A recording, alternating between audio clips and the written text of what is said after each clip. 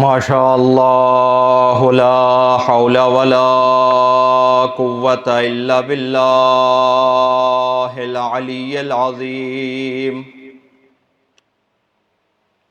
حسبنا اللہ ونعم الوکیل نعم المولا ونعم النصیر وَأُفَوِّضُ أَمْرِي إِلَى اللَّهِ إِنَّ اللَّهَ بَصِيرٌ بِالْعِبَادِ الحمد لله الذي جعلنا من المتمسكين بولاية علي بن أبي طالب عليهم السلام صلی علی محمد وآل محمد الحمد للہ الذی جعلنا من الباقین علی مصاب الحسین علیہ السلام الصلاة والسلام علی اشرف الانبیاء والمرسلین خصوصاً علی سیدنا و مولانا ابی القاسم محمد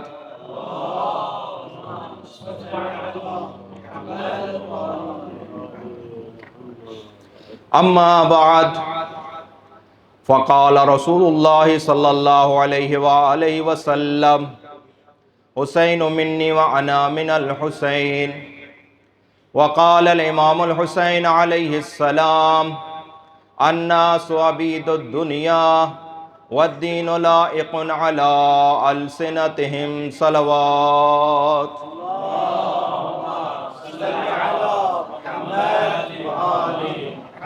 نعرہ تکبیر نعرہ تکبیر نعرہ رسالت نعرہ رسالت نعرہ حیدری نعرہ حیدری بر عظمت محمد و اہل بیت محمد بلند تر صلوات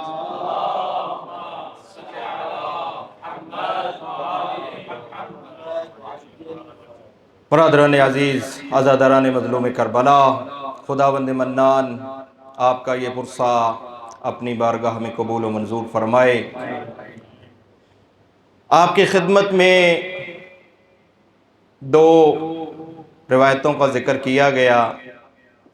سب سے پہلے وہ برادران جو ہمارے ساتھ ابھی کربلا سے ملحق ہوئے ہیں ان کی خدمت میں عرض کرنا چاہتا ہوں کہ میرا موضوع یکم محرم الحرام ایک مجلس تھا، اسی موضوع کا آج جو ہے وہ تتمہ کرنا چاہتا ہوں۔ وہ موضوع سب سے پہلے آپ کی خدمت میں رکھتا ہوں کہ وہ موضوع کیا تھا۔ وہ موضوع یہ تھا کہ پیغمبر اکرم صلی اللہ علیہ وآلہ وسلم کے مبعوث بر رسالت ہونے سے پہلے عرب معاشرے کی کیا حالت تھی۔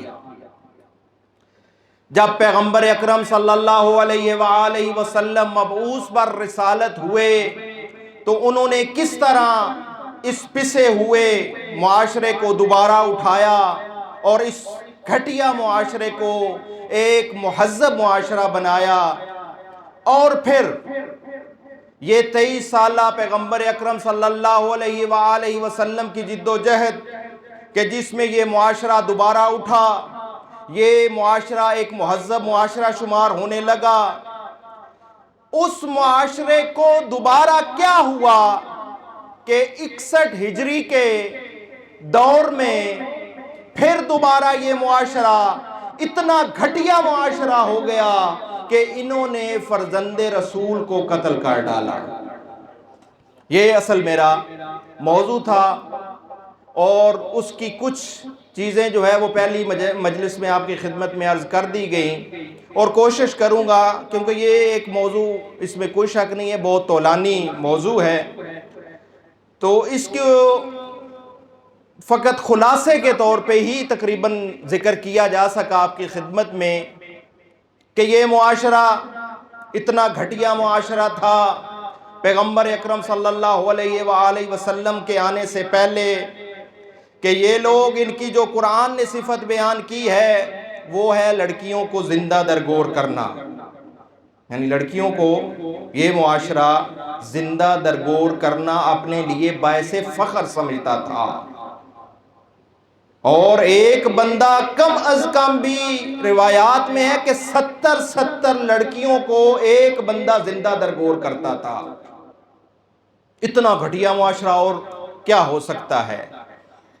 اور دوسری ان کی خصوصیت یہ بیان کی گئی کہ یہ 360 بتوں کی پوجا کرنے والے تھے، ایک خدا کی عبادت کے لیے یہ اکٹھے نہیں ہوتے تھے، انہوں نے اپنے اپنے بت بنائے ہوئے تھے، حتیٰ کہ ان بتوں کو خانہ کعبہ میں رکھا ہوا تھا، اور یہ ایک الہ کی بجائے 360 بتوں کی پوجا کرتے تھے۔ اور تیسری ان کی گھٹیا عادت کیا تھی؟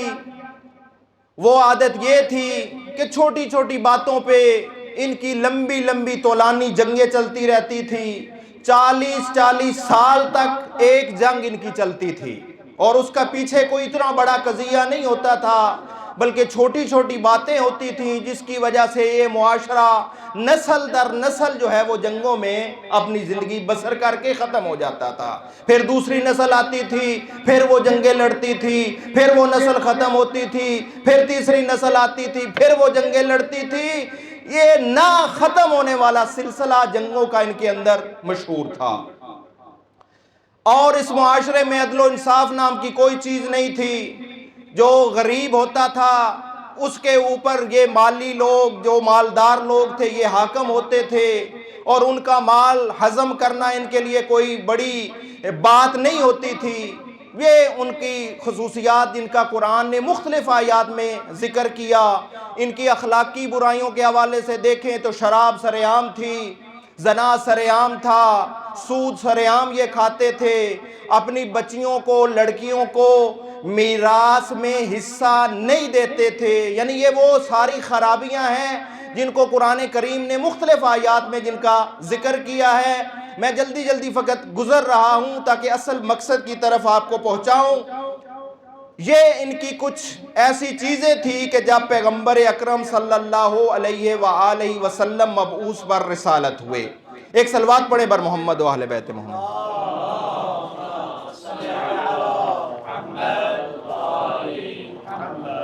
حضرت جعفر طیار نے جب ہجرت حبشہ کی تو بادشاہ کے دربار میں آپ نے، جنہوں نے تاریخ کا درس پڑھا ہے، علامہ نکھن علیہ رحمہ کی کتاب میں بڑا تفصیلی انہوں نے واقعہ لکھا ہے کہ جب حضرت جعفر طیار ہجرت حبشہ کی طرف ہجرت کر کے جاتے ہیں اور اس بادشاہ کے سامنے بادشاہ نے کہا کہ بتاؤ تمہارا رسول کیا جو ہے وہ اس نے تمہیں بتایا ہے، اس کی تعلیمات کیا ہیں، تو اس وقت پہ جناب جعفر طیار نے کچھ خرابیاں بیان کی کہ جب مبعوث بر رسالت پیغمبر اکرم صلی اللہ علیہ وآلہ وسلم ہوئے تو معاشرے میں برائیاں کیا تھیں، وہ چند برائیاں آپ کی خدمت میں وہ عرض کر رہا ہوں۔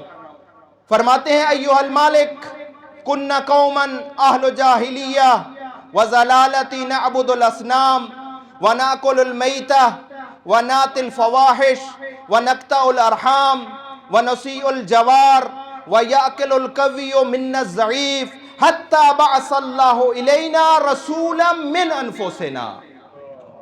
یعنی اس معاشرے کی گھٹیا ہونے کی دلیل خود جناب جعفر طیار عرض کر رہے ہیں کہ اے بادشاہ، آپ کو پتہ ہے وہ بادشاہ عیسائی تھا اور اس کی تعلیمات عیسائی تھی، حضرت عیسیٰ علیہ السلام کا پیروکار تھا۔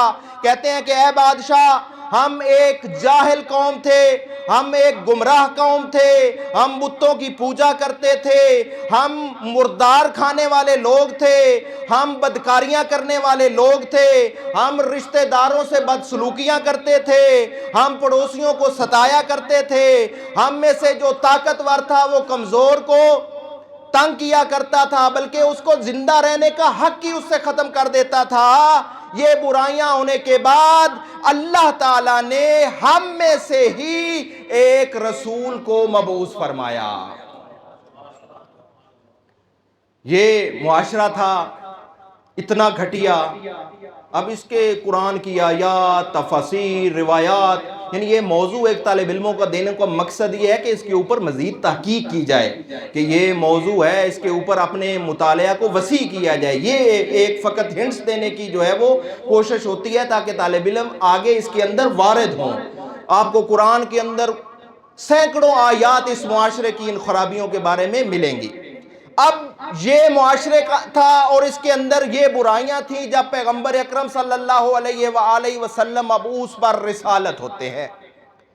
اب اس میں پیغمبر اکرم صلی اللہ علیہ وآلہ وسلم نے کتنی محنت کی کہ اس معاشرے کو دوبارہ اپنے پاؤں پہ کھڑا کیا. یہ معاشرہ جو بیٹیوں کا حق غصب کر دیتا تھا، یہ معاشرہ جو اپنی بچیوں کو زندہ درگور کر دیتا تھا، وہ معاشرہ جب لڑکیوں کی ان کو خبر دیتی تھی کہ تمہارے گھر بچی پیدا ہوئی ہے، ان کے چہروں کا حلیہ بگڑ جاتا تھا. وَهُوَ قَذِيمٌ قرآن نے کہا ہے. یعنی یہ ساری کی ساری ان کی جو عادات تھی، پیغمبر اکرم صلی اللہ علیہ وآلہ وسلم نے اپنے اخلاق حسنہ سے، اپنی سیرت سے اس معاشرے کو بتایا کہ اے ظالم معاشرہ، اے بدکار معاشرہ، یہ جس کو تم باعث ننگو آر سمجھتے ہو، یہ لڑکی باعث ننگو آر نہیں ہے، بلکہ یہ لڑکی باعث زینت ہے. بلکہ فقط یہ نہیں کہا کہ باعث زینت ہے، بلکہ جب منبر پہ بیٹھے، اپنے گھر پہ بیٹھے ہوتے تھے، جناب سیدہ سلام اللہ علیہ تشریف لاتی، اپنی جگہ سے اٹھ کے اپنے بیٹی کا استقبال کر کے معاشرے کو بتاتے تھے کہ بیٹی کا ایسے استقبال کیا جاتا ہے. بیٹیاں ننگوار نہیں ہیں. اگرچہ یہ رسم، یہ بدکاری، یہ لعنت آج بھی موجود ہے. آپ کہہ سکتے ہیں آج نہیں ہو رہا، ہو رہا ہے. پھر پیغمبر اکرم صلی اللہ علیہ وآلہ وسلم کے اس اقدام کا مقصد کیا ختم ہو گیا؟ یہ ایک الگ موضوع ہے کہ یہ اس کا جواب کیا دیا جا سکتا ہے. آج بھی معاشرے میں یہ حالات آپ کے سامنے ہیں کہ بچیوں کو زندہ درگور کیا جا رہا ہے. ہاں، درگور کرنے کی حالت بدل چکی ہے، اب کسی اور انداز میں درگور کیا جا رہا ہے، لیکن یہ حالات آپ کے سامنے ہیں. لیکن ایک بات یاد رکھیں، یہ حالات ایسے حالات نہیں ہیں جو پیغمبر اکرم صلی اللہ علیہ وآلہ وسلم کے دور میں ہوتے تھے کہ ایک بندہ 70 بچیوں کو زندہ درگور کر کے فخر کرتا تھا. لیکن آج یہ صورتحال آپ کو نظر نہیں آئے گی. اگر کوئی خباثت کرتا ہے تو پورا معاشرہ اس کے خلاف اٹھ پڑتا ہے. یہ جو انسان کے اندر سینس آیا ہے، یہ سوچ آئی ہے، یہ فکر آئی ہے، یہ تعلیمات ہے محمد و اہل بیت محمد علیہ السلام کی، اور یہی کامیابی ہے، یہی انقلاب ہے. اور جب مبعوث پر رسالت ہوئے تو بہت خدمات ہیں اصحاب رسول صلی اللہ علیہ وآلہ وسلم کی. اس معاشرے کو اٹھانے میں ہمارا معمہ کیا؟ ان اصحاب کو پکڑ لیا گیا کہ جن کا اسلام آج تک مشکوک رہا. یہ معمہ ہے، یعنی اس سے بڑا معمہ کیا ہو سکتا ہے اسلام کے اوپر؟ ان کو پکڑ لیا جن کا اسلام آج تک مشکوک چلا آ رہا، اور ان اصحاب کو چھوڑ دیا گیا جنہوں نے قربانیاں دی اور جنہوں نے اسلام کے لیے اپنی خدمات پیش کی. یہ نبی اکرم صلی اللہ علیہ وآلہ وسلم کے دور کا معاملہ تھا جو اس وقت بھی رہا اور یہ ختم نہیں ہوا، یہ آج تک باقی ہے.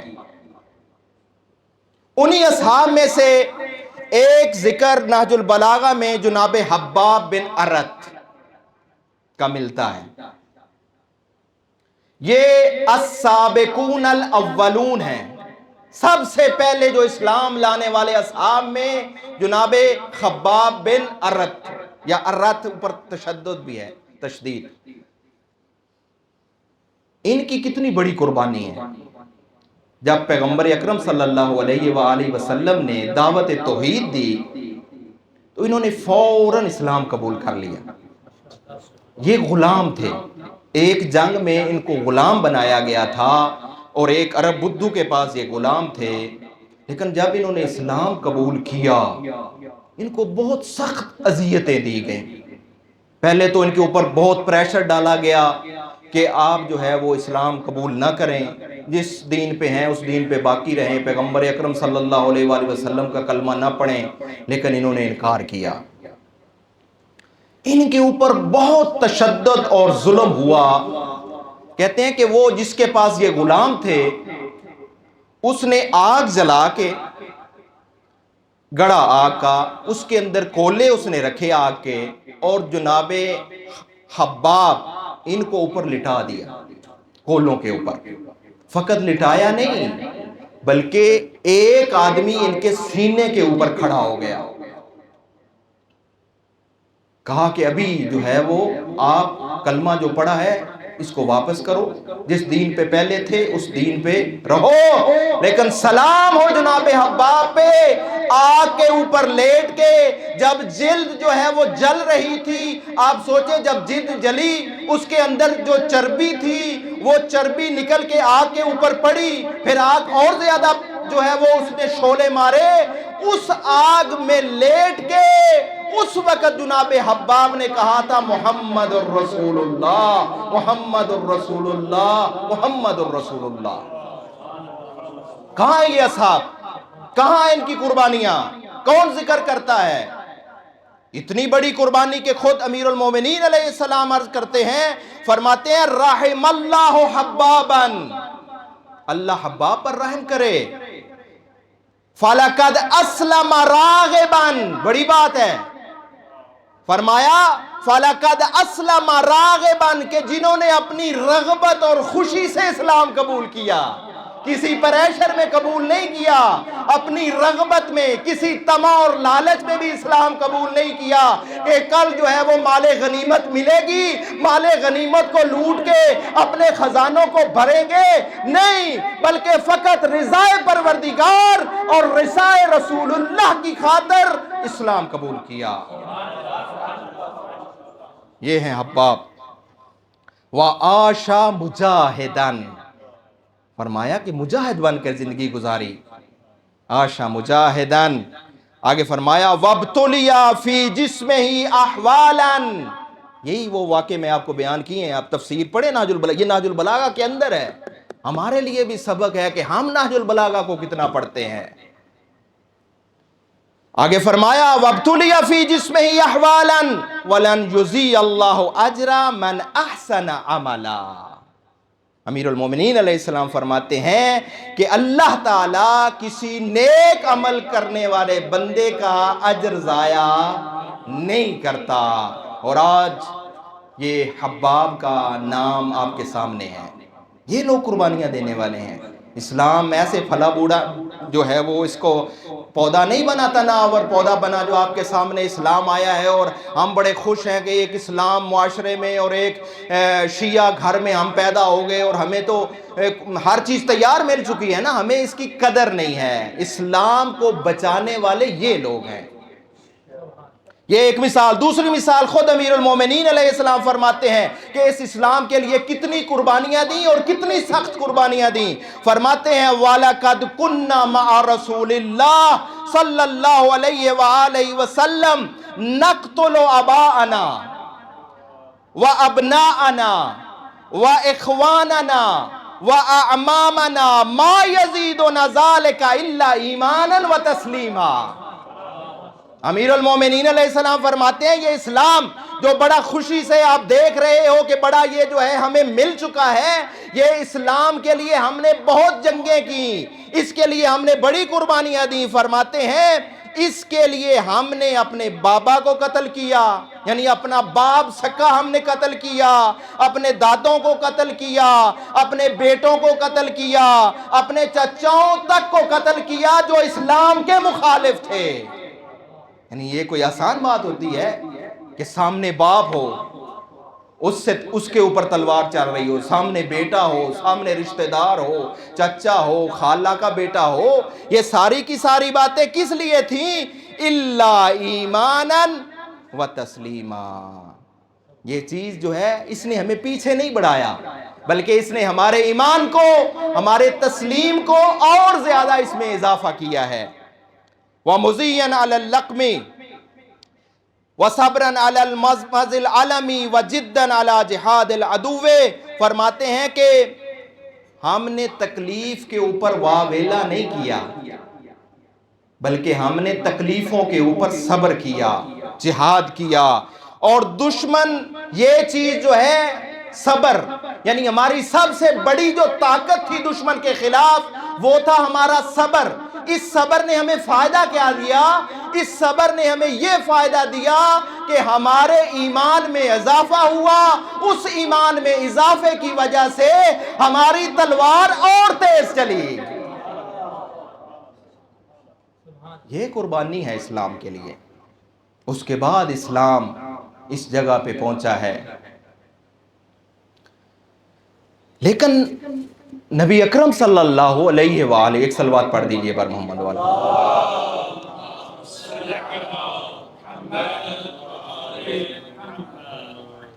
لیکن اپنے دور میں ہی ایک بشارت دے کر گئے تھے، اس کو بشارت سمجھیں یا مستقبل کی خبر، غیب کی خبر، اپنے دور میں بھی دے کے گئے تھے کہ یہ اسلام اس حالت میں باقی نہیں رہے گا۔ سورہ کافی کی روایت ہے، ان الامام صادق علیہ السلام قال قال امیر المومنین صلوات اللہ علیہ قال رسول اللہ صلی اللہ علیہ وآلہ وسلم سیأتی علی الناس زمان کیا لا یبقى من القرآن الا رسم ومن الاسلام الا اسم یسمون بہ وہم ابعد الناس منہ۔ دیکھیں پیغمبر اکرم صلی اللہ علیہ وآلہ وسلم اپنے دور میں یہ روایت فرما کے گئے، فرماتے ہیں کہ عنقریب ایک ایسا زمانہ آئے گا کہ جب قرآن فقط یہ ظاہری رسم الخط کی صورت میں آپ کو نظر آئے گا، بڑا خوبصورت رسم الخط، بڑے بڑے بہترین چاپ آپ کو نظر آئے گی۔ آگے فرمایا وَمِنَ الْإِسْلَامِ إِلَّا اسْمُ، اسلام کا فقط نام باقی رہ جائے گا۔ اور فرمایا یسمون بہ وہم ابعد الناس منہ، کہتے ہیں کہ لوگ اس نام سے پکارے تو جائیں گے۔ کس نام سے؟ بڑے بڑے مسلمان نام سے پکارے تو جائیں گے، لیکن وہ اس اسلام سے سب لوگوں سے زیادہ دور ہوں گے۔ یعنی یہ پیغمبر اکرم صلی اللہ علیہ وآلہ وسلم اپنے دور میں بشارت دے کے جا رہے ہیں، خبر دے کے جا رہے ہیں کہ یہ اسلام میرے جانے کے بعد دوبارہ اس کا حلیہ بگاڑا جائے گا۔ اب آتے ہیں 61 ہجری، وہ درمیان والا عرصہ، ایک وہ الگ تاریخ ہے۔ امیر المومنین علیہ السلام کا حق غصب کرنا، جناب سیدہ سلام اللہ علیہ کی اذیتیں، امام حسن مجتبیٰ کا صلح معاہدہ، وہ ایک پوری تاریخ ہے۔ میں اس کو ابھی نہیں چھیڑا، نہ وہ اتنا موضوع طولانی میں کرنا چاہتا ہوں۔ میں فقط ڈائریکٹ امام حسین علیہ السلام کے جو دور ہے اس دور میں آتا ہوں، اور امام حسین علیہ السلام اسی روایت کو اپنے ذہن میں رکھیں۔ اور یہ جو روایت میں نے آپ کی خدمت میں پیش کی، فرماتے ہیں الناس عبید الدنیا۔ دیکھیں یہ خطبات میں سے ہے، امام حسین علیہ السلام کے جو کربلا کے خطبات ہیں ان خطبات میں یہ جملہ ہے الناس عبید الدنیا، لوگ دنیا کے غلام ہیں، والدین لائق علی السنتہم، دین ان کی زبانوں کا چسکا ہے، چٹخارا ہے، اپنے مطلب کا دین لے لیتے ہیں، جہاں سے مفاد نظر آئے ادھر سے دین لے لیتے ہیں، جہاں اپنا مفاد نہ ہو ادھر دین کو چھوڑ دیتے ہیں۔ یحوتونہ ما درت معائشہم فاذا محس بالبلا قلت دیانون۔ کہتے ہیں کہ آزمائش کی جب کسوٹی پہ ان کو پرکھا جاتا ہے پھر دیندار بہت کم نظر آتے ہیں۔ دین کا پتہ کب چلتا ہے؟ آزمائش میں پتہ چلتا ہے کہ کون کتنا دیندار ہے۔ کون دین کو اپنے مفاد کے لیے استعمال کر رہا ہے اور کون دین کو رضائے پروردگار کے لیے استعمال کر رہا ہے۔ امام مظلوم کربلا بھی تو وہی اپنے نانا والی یہ روایت کر رہے ہیں۔ اب وہ دور اس کا تصور کریں کہ بعد از پیغمبر صلی اللہ علیہ وآلہ وسلم یزید پلید جیسے انسان کو خلیفۃ المسلمین بنا کے پیش کیا جانے لگا۔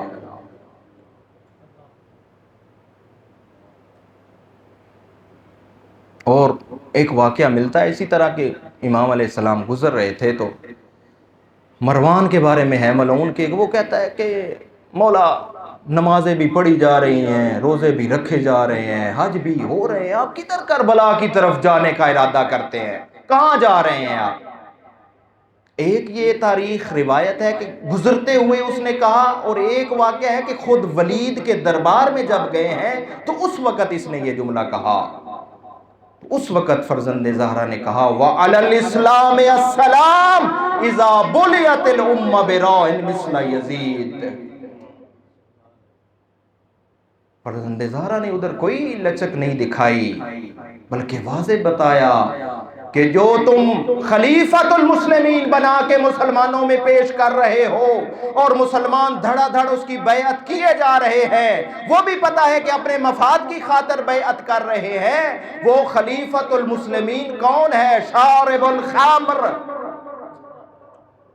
سب سے بڑا شرابی، قاتل نفس المحترمہ، لوگوں کو بے گناہ قتل کرنے والا۔ جب یہ صورتحال آ جائے اس وقت فرزند زہرا کو جچتا نہیں ہے کہ وہ مدینے میں بیٹھے۔ اس وقت فرزند زہرا نے قیام کا اعلان کیا اور نکلے ہیں مدینہ سے۔ جگہ جگہ پہ امام مظلوم کربلا نے بتایا کہ اسلام کتنا خطرے میں ہے۔ یعنی انسان ہمیشہ اس کی قربانی کی قدر ہوتی ہے جو وہ اپنے سے بلند مقصد کے لیے دے نا۔ اپنے سے نیچے ہدف کے لیے کوئی قربانی دے تو اس قربانی کو قربانی نہیں کہتے۔ امام مظلوم کربلا کی نظر میں سب سے بلند ہدف جس کے لیے اپنی جان تک کی قربانی دی وہ تھا اسلام کا دفاع۔ فرمایا افلا ترون ان الحق لا یؤمل بہ وان الباطل لا یتناہی عنہ۔ دیکھ نہیں رہے حق کے اوپر عمل نہیں ہو رہا، باطل سے نہیں روکا جا رہا۔ دوسرے لفظوں میں یہ کہہ رہے ہیں کہ امر بالمعروف ترک کیا جا رہا ہے، نہی عن المنکر ترک کیا جا رہا ہے۔ اور ایک اور مقام پہ فرماتے ہیں کہ ایسے حالات پیدا ہو گئے ہیں کہ سنت اس کو ختم کیا جا رہا ہے، سنت رسول کو ختم کیا جا رہا ہے اور بدعتوں کو زندہ احییت زندہ کیا جا رہا ہے۔ جب سنت رسول کو ختم کیا جا رہا ہو، وہ سنت رسول کے جس کا محافظ امام وقت ہوتا ہے، جب اس سنت کو ختم کیا جائے اس وقت امام کی ذمہ داری ہوتی ہے کہ وہ قیام کرے۔ یہ علل اسباب ہے، قیام کی کڑیاں ہیں جو پیغمبر اکرم صلی اللہ علیہ وآلہ وسلم اپنی خود امام حسین علیہ السلام کی ولادت پر جن کی شہادت کی خبر اور طف کے میدان میں شہید ہونے کی خبر دے رہے ہیں، آیا یہ کوئی اچانک ایک ایسا واقعہ ہو گیا؟ نہ، اس واقعے کی دوستو کڑیاں ہیں۔ کربلا کے میدان میں فرزند زہرا ایسے نہیں آئے بلکہ اس کی ایک پورا تسلسل ہے، ایک کڑی ہے۔ جب کہا گیا فرزند رسول کیوں جاتے ہیں، نبی ام سلمہ نے ظاہراً کہا تھا کیوں جاتے ہیں، آپ کے نانا نے کہا تھا کربلا نہ جاؤ، کیا فرمایا تھا؟ ان اللہ شاء ان یرانی قتیلا، میرا پروردگار مجھے کربلا کے میدان میں قتل دیکھنا چاہتا ہے۔ پھر فرمایا فرزند رسول خود اگر جانا ہی چاہتے ہو تو نبی زادیوں کو کیوں لے کے جا رہے ہو؟ نبی زادیوں کو چھوڑ کے جاؤ، یہ وہ بے وفا سرزمین ہے جس نے تمہارے بابا کے ساتھ وفا نہیں کی تھی، کیوں جاتے ہو اس سرزمین پہ؟ کہا ان اللہ شاء ان یراہن سوایا، میرا پروردگار دیکھنا چاہتا ہے کہ میں اپنی بہنوں کو اپنی بیٹیوں کے ہاتھوں میں رسن دیکھ۔ ایسے بچائیے اسلام۔ یزید سرعام یہ دعویٰ کر رہا تھا کہ ولا خبر جاء ولا وحی نزل، کوئی وحی نہیں تھی، کوئی خبر نہیں تھی، یہ فقط بنی ہاشم کا ڈھونگ تھا جو انہوں نے رچایا۔ یہ کفریہ کلمات لعنت ہے ان لوگوں کے اوپر جو اسے آج بھی تلے ہوئے ہیں مسلمان اور خلیفہ بنانے کے لیے۔ سریعام کفریہ کلمات کہہ رہا ہے کہ یہ کوئی خبر نہیں تھی، کوئی نبی اکرم پہ وحی نہیں آتی تھی، یہ بنی ہاشم نے خود جو ہے وہ ڈھونگ رچایا تھا اسلام کا۔ یہ کفریہ، یہ حالت ہو چکی تھی۔ امام مظلوم کربلا کو جو رسول خدا نے فرمایا تھا حسین منی و انا من الحسین، جو میں اصل جوڑنا چاہتا ہوں، حسین مجھ سے ہے تو سمجھ آتی ہے، آتی ہے نا سمجھ، حسین مجھ سے ہے، نسب کے اعتبار سے لا شک مجھ سے ہے۔ وَأَنَا مِنَ الْحُسَيْنِ، پیغمبر حسین سے کیسے ہو گئے؟ اس میں مختلف تفسیریں محققین نے لکھی ہیں۔ ایک تفسیر یہ ہے کہ 4 ہجری سے لے کر 61 ہجری تک حسین و منی ہے، حسین مجھ سے ہے، 4 ہجری ولادت سے لے کے شہادت تک مجھ سے ہے، اور 61 ہجری سے لے کے تا قیامت انا من الحسین ہے، انا من الحسین، یعنی میرے اسلام کا وجود حسین ابن علی کی وجہ سے ہے۔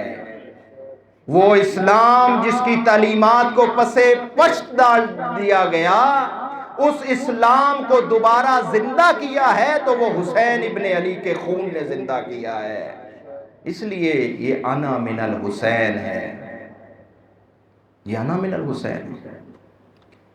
بس عزادارو، یہ چند جملے آپ کی خدمت میں خلاصے کے طور پہ ذکر کیے ہیں۔ یہ باتیں سننا اور پڑھنا بہت آسان ہے،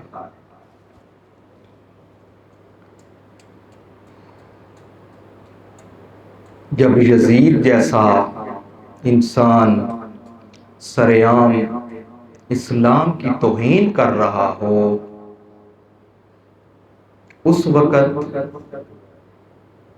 اس ملعون کا منہ بند کرنے کے لیے اپنی قربانیاں پیش کرنا، کیا پڑھو؟ حضرت ابراہیم نبی کہتے ہیں 100 سال کے لگ بھگ تھے، اور جناب اسماعیل 13 سال کے تھے جب قربانی کے لیے لے کے گئے ہیں عزادارو۔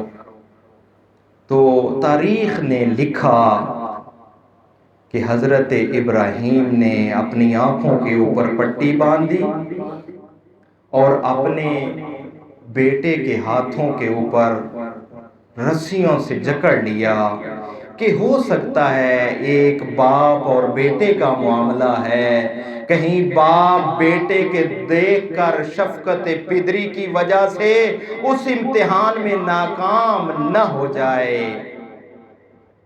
یہ اتنا درد بھرا منظر تھا، عزادار و تاریخ نے لکھا ہے کہ جو فضا میں پرندے تھے وہ بھی پھڑ پھڑانے لگے، فرشتے جو تھے وہ بھی سجدے میں گر گئے اور کہنے لگے پروردگار تیرا ایک ہی بندہ تو توحید پرست ہے جو تیرے توحید کا پرچار کر رہا ہے، اتنا سخت امتحان۔ قرآن نے کیا کہا؟ صدقت الرؤیا، اے ابراہیم تو نے خواب کو سچا کر دکھایا۔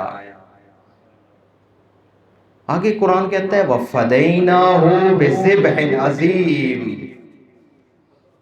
ہم اس کا فدیہ جو ہے وہ ذبح عظیم کی صورت میں دیں گے۔ میں کہتا ہوں اے خلیل مکہ، آؤ ذرا 61 ہجری کربلا کے میدان میں دیکھو نا، کس طرح ایک 57 سال کا بوڑھا باپ، کس طرح 18 سال کے جوان بیٹے کے سینے سے برچھی کا بل نکال رہا ہے۔ اجرکم اللہ۔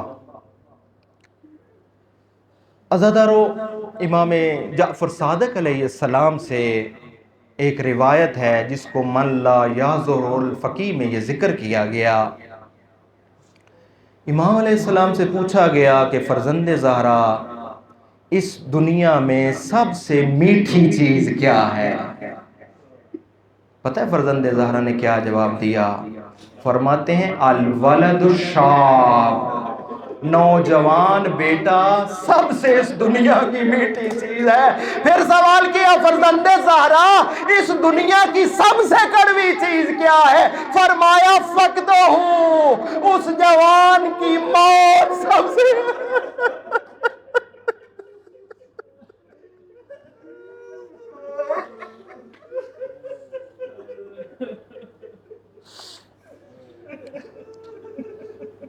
لیکن ہدف اسلام کا دفاع تھا نا زادارو، اسلام کا دفاع تھا، کسی قربانی سے دریغ نہیں کیا فرزند زہرا نے۔ جب آئے ہیں جناب علی اکبر، میں نے کسی مقتل میں نہیں پڑھا کہ امام مظلوم کربلا نے اجازت نہ دی ہو، تاکہ کل آنے والا یہ نہ کہے کہ اپنے بیٹے کو تو روکتا رہا اور اصحاب کو شہید کرا دیا۔ بس ایک جملہ ملتا ہے کہ جب جناب علی اکبر آتے ہیں بابا جان مجھے اذن جہاد دیجئے، تو امام مظلوم کربلا نے اپنے سر کو زمین کربلا کی طرف جھکا دیا۔ وَنَظَرَ إِلَيْهِ الْحُسَيْنِ نَظَرَةَ آئس، امام مظلوم کربلا نے ایک مایوسانہ نظر علی اکبر کے اوپر ڈالی۔ وَقَبَضَ لِحْيَتَهُ وَرَفَعَ سَبَّابَهُ، اپنی داڑھی کو پکڑا اور اپنے ہاتھوں کو آسمان کے اوپر بلند کیا۔ اللہم اشہد ہؤلاء القوم قد برز الیہ غلاما اشبہ الناس برسولک خلقا و خلقا و مندقا۔ اے اللہ تو گواہ رہنا، آج میں اس قوم کی طرف اس اپنے لال کو بھیج رہا ہوں جو میرا لال اور تیرے رسول کے مشابہ تھا، خلقان و خلقان، کردار میں بھی گفتار میں بھی۔ اور پھر جملہ فرمایا زادارو، کہتے ہیں میں جب اپنے نانا کی زیارت کروں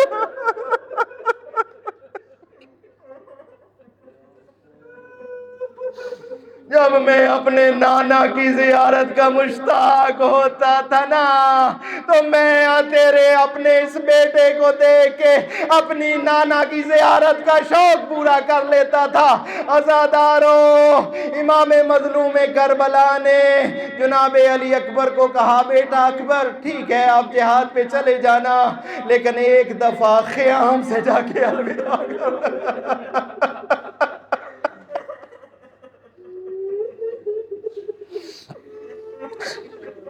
ایک دفعہ میرے بیٹے جاؤ خیام سے الوداع کر رہا ہو۔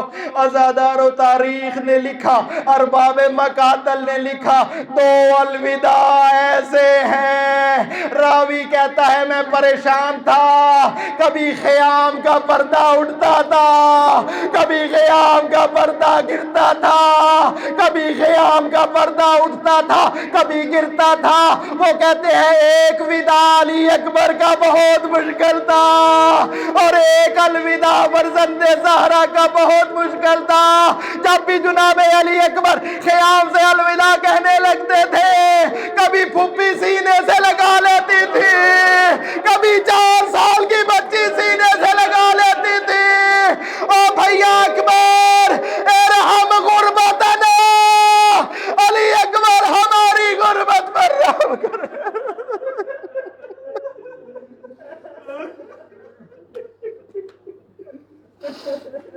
ارحم غربتنا،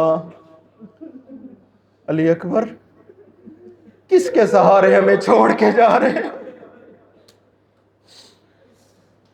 اللہ جانے کس طرح جناب علی اکبر خیام سے نکلے۔ کہتے ہیں جب میدان میں جانے لگے نا جناب علی اکبر، گھوڑے پر سوار ہوئے، خود فرزند زہرا نے پوری تیاری کی، وہی امامہ رسول اللہ کا امامہ بھیجا، جاؤ بیٹا اللہ کے حوالے۔ لیکن ارباب مقاتل کہتے ہیں کہ جب گھوڑے پہ سوار ہو کے نا جناب علی اکبر جانے لگے تو پیچھے دیکھا کہ بوڑھا باپ 7 سال گھوڑے کے چل رہا ہے۔ تصور کرو 57 سال کا بوڑھا باپ بیڑے کو بھیج رہا ہے اور گھوڑا جتنا تیز دوڑتا ہے، جناب علی اکبر کہتے ہیں میں نے دیکھا میرا بزرگ بابا پیچھے گھوڑے کے دوڑ رہا ہے اور کہہ رہا ہے اے علی اکبر مہلن مہلا، اے علی اکبر ذرا آہستہ جاؤ، اے علی اکبر ذرا آہستہ جاؤ۔ جناب علی اکبر نے بعید نہیں کہا ہو اے بابا جان، آپ نے ابھی تو خود ہی الوداع کیا، ابھی کیوں میرے پیچھے آ رہے ہو؟ بعید نہیں فرزند زہرا نے کہا ہو اے علی اکبر تم ہوتے 57 سال کے اور تمہارا بیٹا ہوتا 18 سال کا۔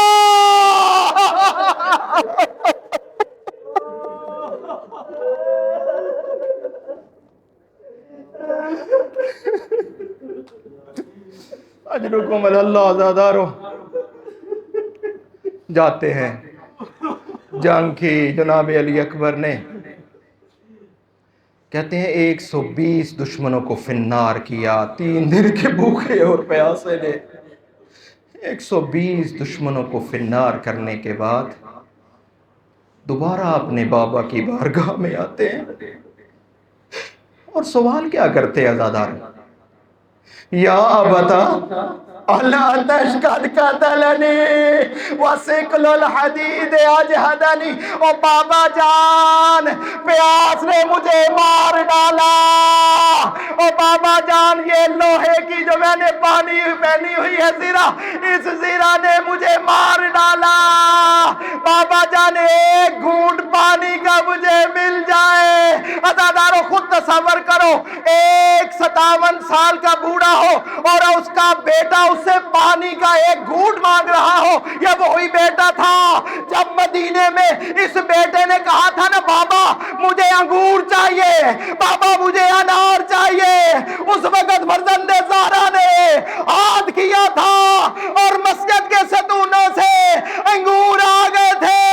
آج مظلوم کربلا کی مظلومیت کا دیکھو، اور بیٹا ایک گھونٹ پانی کا مانگ رہا ہے اور فرزند زہرا کے پاس پانی نہیں ہے۔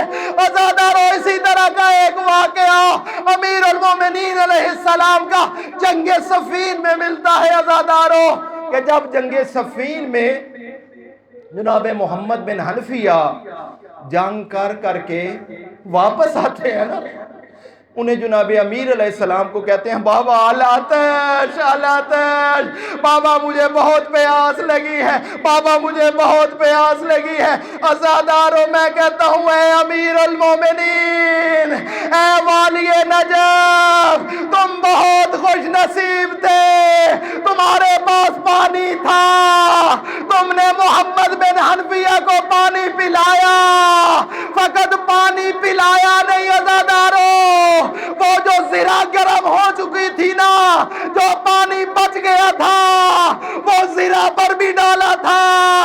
لیکن میں قربان جاؤں فرزند زہرا تیری مظلومیت پہ عزادارو، کہتے ہیں بیٹا تیرا یہ مظلوم بابا، یہ 3 دن کا بھوکا اور پیاسا بابا، اور تیرے لیے ایک گھونٹ پانی کا کہاں سے لائے؟ آؤ اپنی زبان میری زبان میں دو۔ عزادارو جناب علی اکبر نے اپنی خشک زبان کو فرزند زہرا کے منہ میں دیا اور فوراً نکال لیا، کہا بابا جان اور تمہاری زبان تو میری زبان سے بھی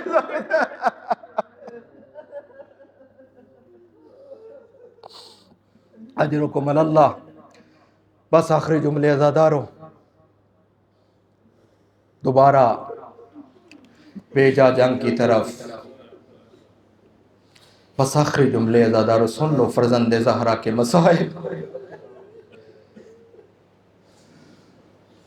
کہتے ہیں آپ دوبارہ جب جاتے ہیں نا، کتنی جنگ کرتا یہ بھوکا اور پیاسا، کتنی جنگ کرتا، لیکن اس کے باوجود 80 دشمنوں کو فی النار کیا، لیکن آخر طاقت ختم ہو گئی عزادارو۔ اب جب مرہ بن منقذ ملعون، خدا اس پہ لعنت کرے، اس نے کہا کہ یہ نوجوان اب جب میرے پاس سے گزرے گا تو میں اس کے باپ کو اس کے غم میں بٹھاؤں گا۔ اس ملعون نے پیچھے سے ایک نیزہ مارا، جو نیزہ جناب علی اکبر کے پیچھے سے لگا، پھر اس نے تلوار کا ایک وار کیا، جناب علی اکبر کا سر دو شکافتہ ہوا، جناب علی اکبر نے گھوڑے پہ سنبھل نہ پائے بلکہ اپنی دونوں باہوں کو گھوڑے کی گردن میں دے دیا۔ عزادارو گھوڑا تھا، جانور تھا، یہ گھوڑا سیدھا دشمنوں کی صف میں چلا گیا۔ اب خود تصور کرو، جس کے ہاتھ میں تلوار تھی اس نے تلوار سے وار کیا، اور جس کے ہاتھ میں نیزہ تھا اس نے علی اکبر کو نیزہ مارا۔ عزادارو تاریخ نے جملہ لکھا، فَقَطَّعُوهُ بِسَيُوفِهِمْ اربن اربا، علی اکبر کا جسم ٹکڑے ٹکڑے۔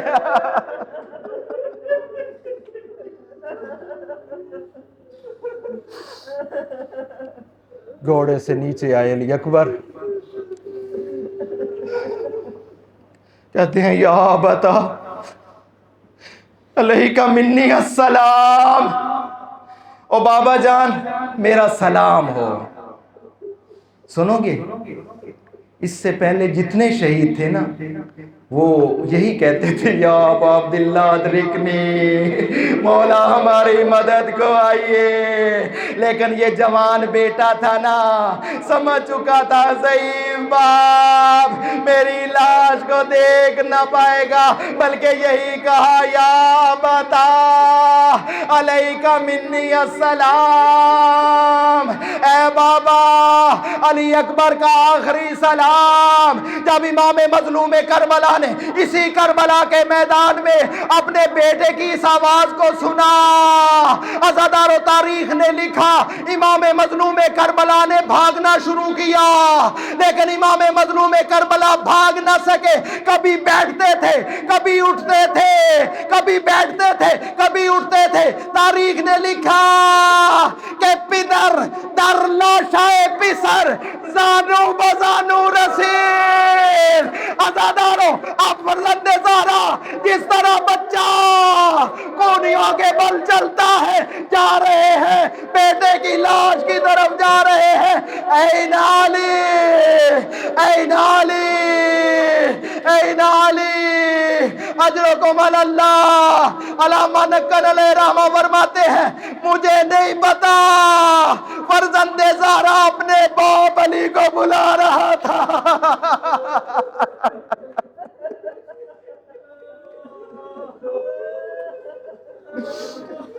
وہ فرماتے ہیں مجھے نہیں پتا کہ فرزند زہرا این علی این علی کہتے جا رہے ہیں، اللہ جانے اپنے باپ علی کو بلاتا ہو، بابا آئیے اور مجھ سے میرے بیٹے کی لاج نہیں اٹھائی جاتی۔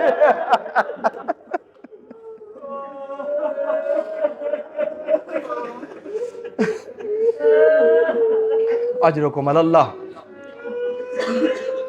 پہنچے ہیں لاش پہ۔ لاش پہ پہنچنے کے بعد فرزند زہرا نے جب اپنے بیٹے کی لاش کو دیکھا نا آزادارو، کسی مقاتل کی کتاب میں یہ نہیں ملتا کہ فرزند زہرا نے بد دعا کی ہو۔ ایک واحد شہید ہے علی اکبر کہ جب پہنچے ہیں نا لاش پہ، اس وقت کہتے ہیں یا ابن سعد قتل اللہ رحمک، او ابن سعد ملعون خدا تیری نسل کو برباد کرے، کما قطعت الرحمی، جس طرح تو نے میری نسل۔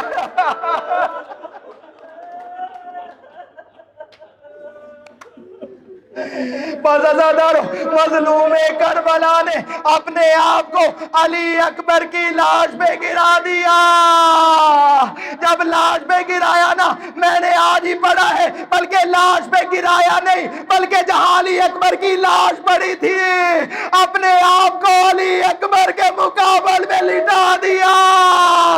وَخَدَّهُ عَلَى خَدِّهِ، اپنے رخسارے کو اپنے بیٹے کے رخسارے پر رکھا اور ایک کربلا کے میدان میں بڑا نوحہ پڑا، یا بنیا الدنیا بعدک الوفا، او بیٹا اکبر، او تیرے جانے کے بعد او تیرا باپ اس دنیا میں کیوں رہے گا؟